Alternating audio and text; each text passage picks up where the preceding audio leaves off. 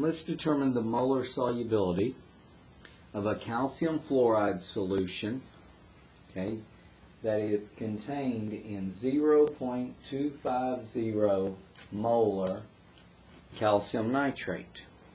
The KSP is 1.46 times 10 to the negative 10 at 25 degrees Celsius.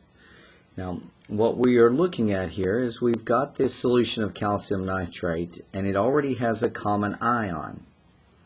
Okay.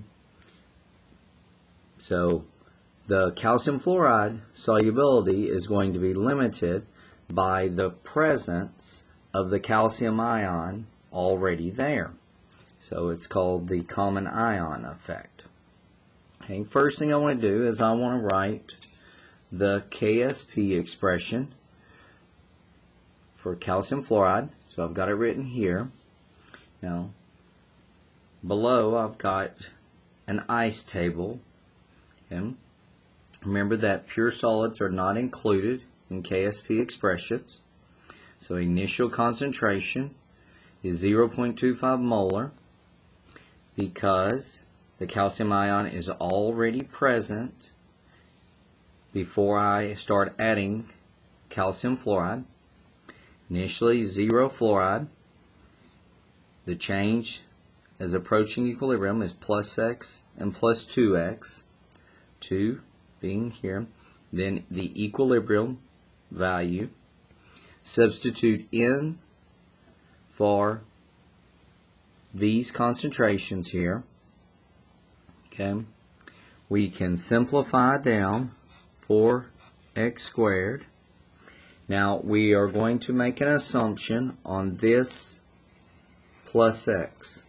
Okay, we are going to assume, since the molarity is 0.25, that's 10 to the negative 1 power, and the KSP is 10 to the negative 10 power, and that is 9 exponent powers difference, that the change is going to be extremely small.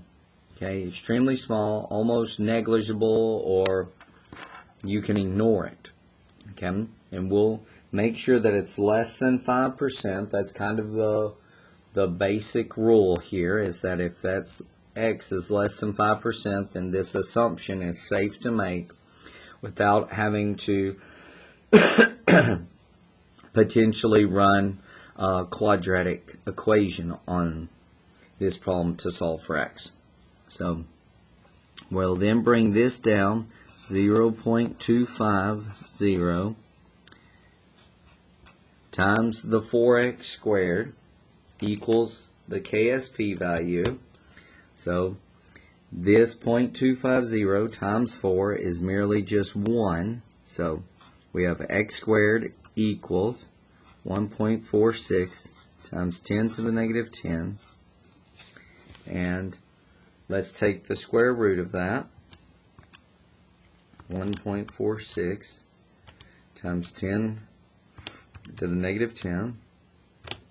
And we get x is equal to 1.21 times 10 to the negative 5th.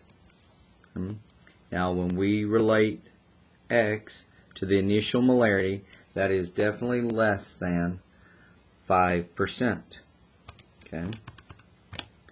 Looks like it is about 0.00483%. Okay, so we can make that assumption. This is x. X represents the molar solubility, which is moles per liter. Okay, moles per liter. If we want to know what that value is in grams per liter, then we multiply this molar solubility by the molar mass, and we have our answer in grams per liter.